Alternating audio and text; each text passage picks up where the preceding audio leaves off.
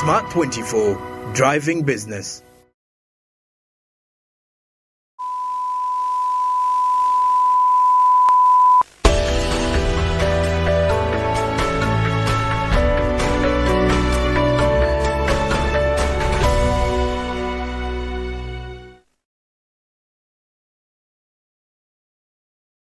Thank you very much for watching Smart 24 TV and keeping tuned. This is The Point, and we talk about, of course, policy and the economy. Now, today we are talking about the year 2022. Of course, it's the last day of the year, and of course, very many events have happened this year. But we are looking at the tech sector in particular. What has transpired in the year 2022? And I'm still with Mr. Barije, Andrew, and as well as Mr. Ivan as well. So we are talking the tech sector. But one of the highlights of this year has been the closure or the fall of UTL, but also the revamping of UTL by the government of Uganda. On the 1st of November, the State Minister for Investment, Ms. Evelyn Anite, actually came out and said that the government had finally saved UTL from collapsing. However, the company by this time was wallowing in a debt of over 200 billion Ugandan shillings and above. And the administrators, as well as the employees in the company, had no idea on what direction the company was taking. Now, gentlemen, let's talk about UTL here. This is a company, if you've been around for some time, which we used to know from our childhood, and you would not talk about telecommunications in Uganda. You don't talk about UTL. Yes, it's a company that used to supply internet. It had Ethernet cables all over. Yeah. And a lot of infrastructure was actually invested in this company. A lot. What went wrong? Well, of course, to be brief, probably, I'm not going to get into the management side of it. Of course, there is the aspect of mismanagement. Remember, ever since the major shareholders withdrew their support, that in a way affected the company. But I'll say before it was really operating very okay. The internet was okay. But also, let's also talk about the aspect of, the telecommunication industry. For you to really sustain, to succeed there is that aspect they call the A game. You have to pull your A game into there. Remember, there are quite lots of competitors that are coming in, and these people are coming in with favorable data rates. Actually, I remember before that, some people could tell you, hey man, that one is for the rich, abagaga. What does that call for? The charges are quite, expensive and all that. So putting aside other factors, the primary factor will be the management. But now, talking about these other secondary factors also contributed in a way. When the new players came into the market, actually before Orange exited, it was one of those.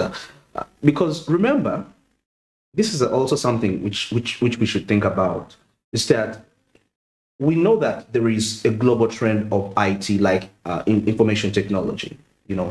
So when that comes in, it means before, what was a big deal was calls, loading airtime. But as ages transitioned, actually, I remember starting in the 2010s, when Uganda started to really take another route regarding really starting the upgrade to IT. So what really mattered at that point was how fast is your internet. Majority of the people could be attributed to a network because of the internet bundles. I remember when those companies came in, I knew somebody tells you know what, I got this data, and it was the same era where we saw smartphones flooding in Uganda. So definitely people's preferences shifted from just loading calls to call somebody to how long can I stay online. And I think that's why UTL didn't actually see that. Probably if they had seen the trend where we are today, they would still probably be a little bit stable, but probably the vision bearers at the time didn't foresee this, and they started to work on their ways they can deliver data to the normal individuals. And here we are talking about bandwidth. How fast is the internet? Can I access my internet at anywhere? So now, these other players, when they saw this, they ventured into that. First of all, they started by the data rates, reducing on the data rates being favorable.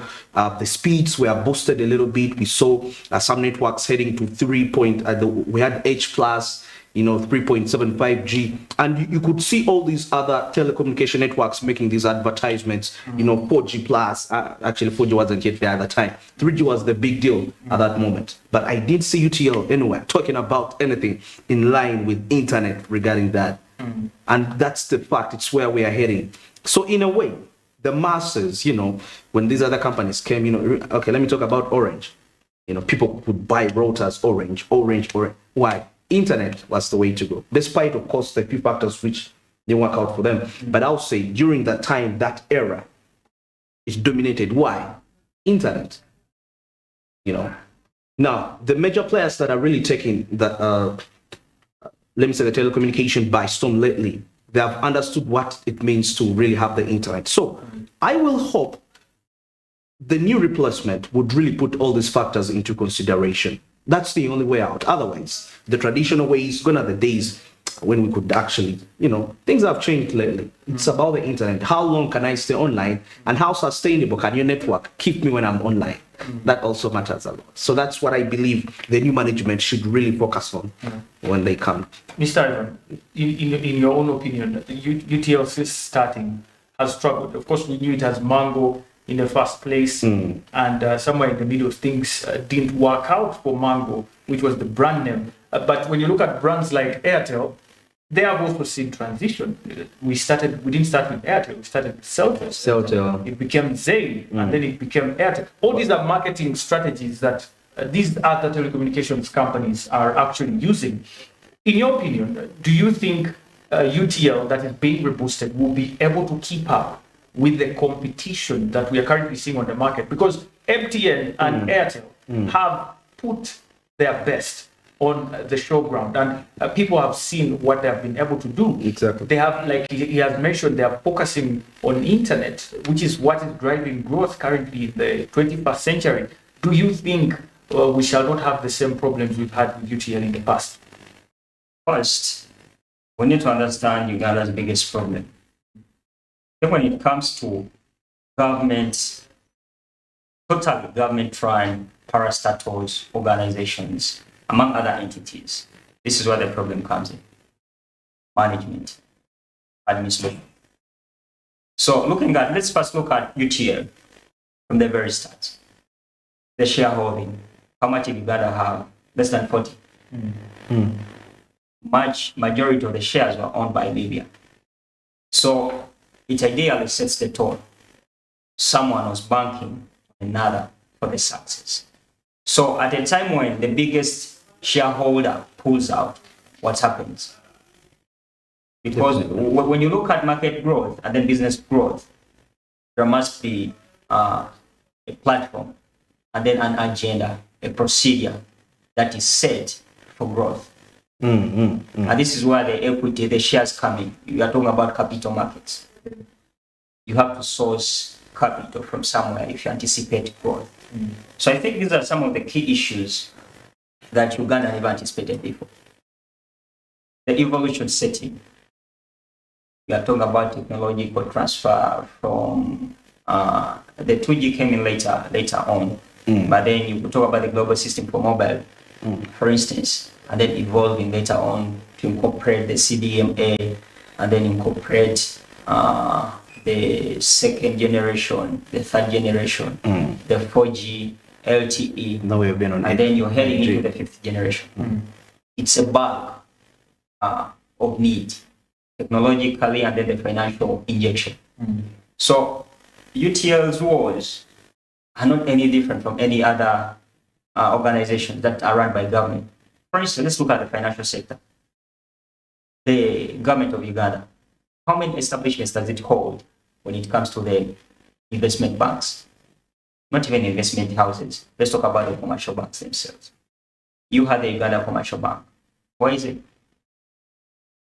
You had before Posta Uganda, we had the organization that owned both Posta Uganda and then there's some other that is keeping my mind.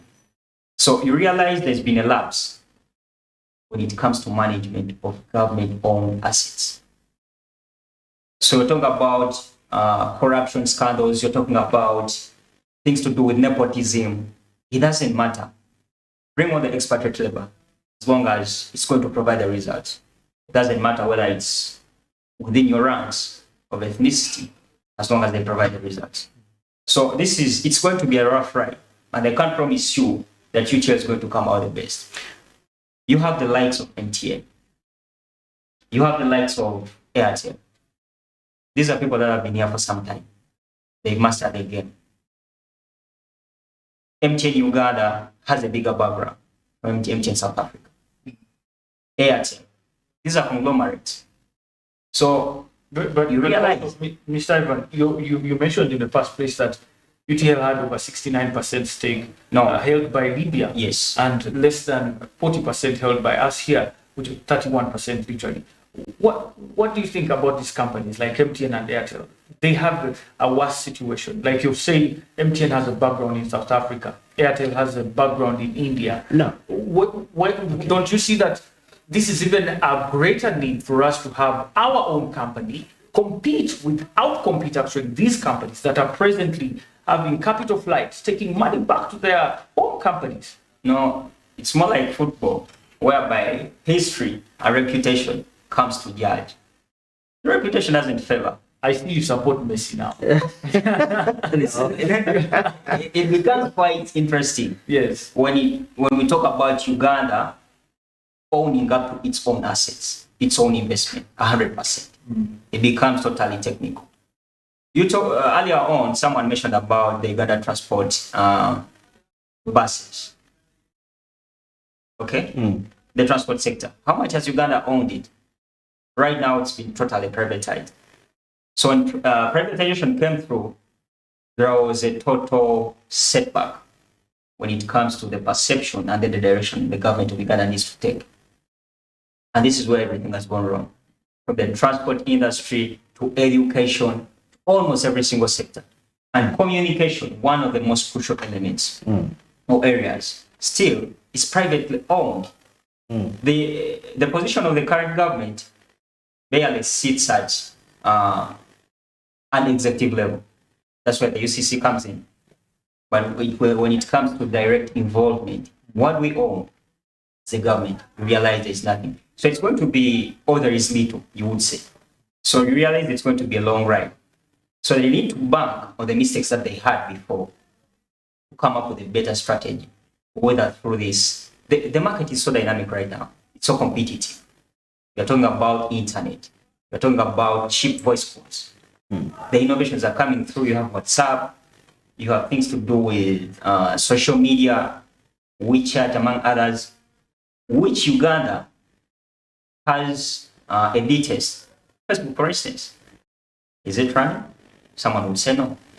So when you realize we have a negative traction towards technological use, towards utilization of our own resources, owning up to what's ours, then realize UTL, it's going to be really hard. So unless they learn from the mistakes earlier on, I think they're not going to be the people that are really here. Mr. Waridi, you're burning with something. Yeah, there is something I've come to realize with this aspect of IT is the people that are into these organizations that are IT related. Let me say the vision from the CEO to financial controllers and those MDs. Ask myself a question: do they qualify to be in those places? I'm not meaning in terms of I may have the papers. I have the degree in management, it is okay. But I would prefer somebody with an IT background to really take over these places because they will know. You talked about MTN having a strong foundation in South Africa. South Africa is one of the countries, if I'm not mistaken, it's number 2 in Africa among the countries that have the highly stable internet and established innovations. So you find that a CEO, when he comes, he will know that, okay, it's the internet age. Remember, policies start from up, you influence. So if you're the person influencing this vision, you're green about what should be done, what do you expect from the people on the ground? And in most cases, you will find that people on the ground, the end-time users, the people that are hands-on, they may come up with ideas, but they may be suppressed simply because for you, you have like a different perspective, you know. Because I was looking here at the countries with, I'm talking about internet speed. South Africa is number 2. I think that explains why MTN is on where it is today. There is that these are expatriates, they come when they know what they're going to do. The decisions come from above. So you must be in position to actually know. So I would think if you're gonna telecom is to really be into this game, if it's to really pull the A game, government should really inject billions of money. If it means to get expatriates that are well versed with the internet age, they should be the ones to go, unless otherwise. If they keep doing it the traditional way and they don't know what it takes to implement strategies for a stable communication flow, and when I talk about a stable communication flow, I can't put aside the aspect of the internet, knowing, I was talking to some Indian at some hotel and he was telling me, for us, we use our internet, we use fiber optics because, they're very fast, they use light, and I'm thinking, okay, this is good. And I actually, like sometimes I see holes, being dug in town and, those fiber optics, they're very, very fast internet, and that's where these companies that we see that are out competing, like others in the telecommunication industry, this is the knowledge they're investing into. They're investing into research because the world operates on speed, because we've known that time is money. So the faster you can deliver anything, the faster your internet is. You're on top of the game. So how I wish UTL could have that. The new UTL could really have that in mind. Restructure. If there is need to import the labor that is really that is experienced in IT related matters, I believe I would be so happy if I know that those are the people that are on top of the UTL management. Yes. I would see that the vibe is back to ensure that, Ugandans in those countries that are studying IT should be brought back, like in case they were funded or in case they went on private sponsorship. But at least when they are back, they should be in position to take over those positions when they know what to do. Yeah. Well, wonderful insights there. We want to move on to the topic of fake phones. Now, just a few days ago, the UCC, who is the regulator of phones and telecommunications in Uganda, said they'll be cutting off at least 6 million fake phones off the market in the next 6 months. And they're saying they're doing this in order to get rid of poor network, because what they're saying is that these fake phones, once they're circulated in the country, we have reasons like poor network. Then we have the original phones suffering for lack of market because, first of all, these fake phones are cheaper and more affordable than these other authentic phones. So they're saying that these are suffering. People who are supplying these phones are suffering. I want to get your thoughts on fake stuff here in Uganda and also particularly these phones. Do you think, because when you talk about 6 million, I don't know how many phones we have in Uganda, but that's a very That's good a big number. That's It's very big. What are your thoughts on this one? I think Uganda. But when we started this show, I intimated about Uganda being the hub of substandard products. So you talk about the import culture. Back then, I remember my dad and then other elders, they had a chance to own up to the phones. The very first models that came to Uganda. I don't think we had as many fake phones as previously. These people used to own Samsung, there was Nokia, among other brands. Motorola. These were Motorola, thank you so much.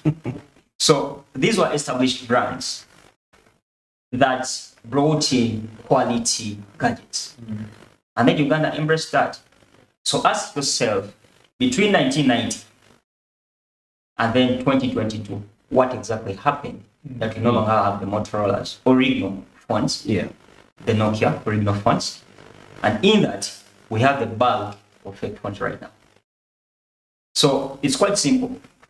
When you liberalize the economy and then tell the people everyone is free to act as they wish, as long as you you play by the well streamlined laws, it becomes quite interesting. China is one of the biggest producers of these gadgets. So how many people in Kampala import products from China? Matthew. Let's look at the Uganda's currency, the Ugandan shilling. If you have a currency that can't compete with the Kenyan currency, it can't compete with the Tanzanian currency. You can't even talk about competition with the Chinese yuan or the US dollar. We've had the Ugandan currency depreciating over time. So you realize the economic position of the country is one of the factors as to why most people, even those that are into business, have resorted to the quickest way out. How best can I make the profits? You can't invest in something that takes a lot of your capital and then ending up charging on the capital. You're out of business. So invest in something that's going to bring returns. The economy, the people that we sell products to, there is a low purchasing power parity when you talk about the Ugandan shilling. So the people's ability to purchase high gadgets is low. How much do you earn? So little money. Most people are in the informal sector. Some report illustrated 200,000 for over 60% of Ugandans. So ask yourself, if you earn 200,000 shillings a month, 400, 500, can you afford a high class gadget that costs something like 700,000 shillings? No, you can't. So you can't risk going luxurious when you have to survive. Most Ugandans are surviving, which is a big problem. If you're surviving, you can't afford to go for the high-end products. You go for the So you're actually saying we need to address other inherent problems that are currently still affecting people's way of earning. And that's where we are right now. Wow. Agriculture isn't bringing in as it used to be. People used to sell off coffee, cotton, have the luxury to buy a Nokia phone. I saw the president talk about coffee recently, and you're saying Germany alone makes over 21 billion US dollars a year out of coffee, and Africa makes just about 20 billion a year. Africa, like the whole of Africa, out of coffee. And there's like, what? They don't grow coffee in Germany, and we do grow coffee here, but we earn less from it. Nescafe, is it in Uganda? No. But it's in all our supermarkets and stores. So we realize these are the problems that we have. For the biggest economies, you need to sell something out to the world. So you slap a price on whatever you're selling out. If we are selling the oil, we slap a price to that. So you're bringing in something. Your currency will have value for that. Because someone has to pay a lot to purchase whatever you're selling out to them. So if at all your exports are low, agriculture sector, you would say it's just struggling to survive. So it can't get you that, because that's not where our priority is. When you look at the tourism sector, these are the sources of foreign exchange. How much are we getting from the tourism? The ecosystem is all that. So realize there are a couple of issues that we need to address to set our currency, the Ugandan currency, back to its top. Previously, we had the Ugandan shilling pegged against the gold. And then when you talk about the global monetary system, everything changed from the Bretton Woods, everything being pegged against the gold, and then lately, everything being pegged against the dollar. So when the dollar rises, then the Ugandan shilling has to suffer. So ideally, the purchasing power parity of the Ugandan shilling, when you talk about per capita income, how much does an average Ugandan earn a year? Less than $800. $800, that's around how much money? That might be a lot, by the way. It's not a lot. No, I'm saying, like, it may not reach $800. So you realize you have a lot. So when it comes to gadgets, it's not even just the gadgets, the mobile phones, the laptops. You talk about the automobile industry. What do we import? Second-hand or used electromobiles. So you realize the problem cuts across all sectors. It's a multi-sector problem. It's a multi-sector problem. Mr. Bariti, I want to bring you on this one. He's now talking about other things that we have on the market in Uganda. And he's saying we should blame our economy because people are earning very little, our GDP per capita is very small, our currency is very weak. But where is URI? Because these goods come from China. They do come from Germany. And these countries have the best products on their markets. And even elsewhere, where these products from these same countries are sold, are top quality. So what is the role of URA when it comes to, for example, the funds that are entering into the country? Are we lacking in terms of tracking for quality? Okay, it's what I think. First of all, something being fake. I don't know. It being a substandard, it may not mean it's fake, because economies like Uganda, which are really still growing, it's very rare to find really stringent rules. Because why? If you standardize, if you say that I'm putting up this strict law, there are some investors you're going to really pull off. Realize that, because these Chinese, they know. Price it. Somebody is going to invest money, has paid taxes, he has imported all this stuff, and brings it on his display, not to make any money, because he knows the economy where they are. People can't afford this. Few people may afford that. You get that. So in this regard, yes, these funds may actually go through the URA and they will look through them. But despite the fact that even though you claim for regional funds, they won't have as functions. They won't function as how they ought to function in a way, because the capability is not there. Me, I believe something big fake is necessarily saying it doesn't mean like the way we put literal that it's fake, but I may give you something which is its functionality is substandard compared to what it ought to function, because that's what you can afford to pay me, for Christ's sake. I'm thinking, so it can be inspected, though of course URA is really doing something regarding like tracking, with high tech to ensure that actually is. But still, even though those funds, like they might, time to come, they will still import those funds in a way, but they will still be under function as compared to what they are supposed to give you, because that's what you can afford to pay. Let's be realistic here. Can't we set a standard? Previously, we used to have pay phones, right? Yeah. How many people used to use them? If you had the money, you'd head out to the pay phone, insert a coin, make a call. You just set the standard. This is what Kenya is doing. When they talk about quotas, Kenya decides to say, okay, we no longer need Ugandan maize. Why? Aflatoxins. Exactly. Tanzania, the same thing. They tell you, okay, you know what? We no longer need your sugar for reasons A, B, C. So you set the tone. If you're transforming from a low-income status country to a middle-income status country, these are the things that you need to start where we apparently are actually going to. Okay, we're going to take a very short break, and we return with our final session. Now, the Computer Misuse Act has met a lot of criticism this year. We want to talk about it and see the good and bad side of this law, and whether it's actually relevant to the current financial technology situation in Uganda, and is it coming at the right time as well? We also want not to leave out the issue concerning innovation hubs in Uganda, how relocation actually is going to affect the innovation hubs that are currently situated in the different locations, of course, in our final segment. Ladies and gentlemen, we are going to take a very short break. Stay with us. We are talking about the tech sector, the year 2022. Stay with us. Don't go anywhere.